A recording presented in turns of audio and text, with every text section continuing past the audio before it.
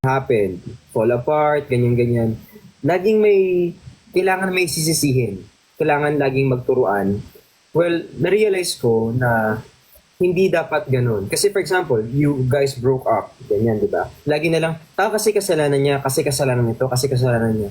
I think the best mindset pag ganun is we just fall out of love with each other. Kaya hindi rin maganda yung nagsasalita ng hindi maganda against dun sa like past. Kasi what I think about that is kung ikaw kaya mo magsalita ng hindi maganda about those person, I think siguro dapat mas mawiin natin na lahat ng circumstances dun sa pagkakataon na yon at fault.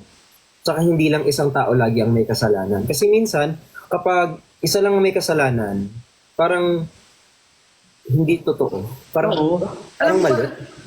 Parang sa relationship lang din yun eh. Hindi mag-work ang isang relationship kung hindi kayo both gagalaw. O, parang kayo may kasalanan minsan. In short, parehas kayo may kasalanan kahit ano man yun. There's nothing to blame sa gantong nangyayari sa sitwasyon na to. Kasi parehas kayo nag-work.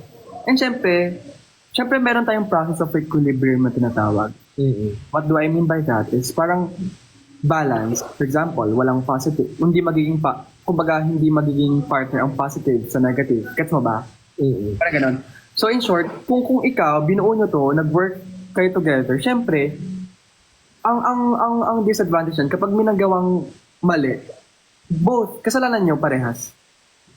Totoo. Kasalanan nyo parehas. Hindi lang lagi one-sided eh.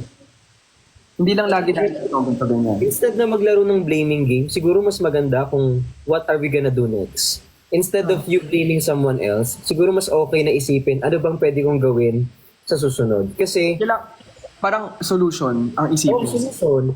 Hindi naman kasi to hindi naman na tayo like 5 or 6 years old na maglalaro tayo ng wag mo siyang bate kasi hindi ko siya bate. Yung mga ganon. Yeah, oo, that's Hindi so naman to ang recruitment agency na kapag hindi mo gusto yung tao, magre-recruit ka ng ibang tao, hindi magugustuhan siya. Kasi una sa lahat, that sign of immaturity eh. Totoo. Kasi, like, hindi ko naman sinasabi na like, we're matured enough. Hindi ko naman sinasabi na mature tayo, pero dapat kapag magko-commit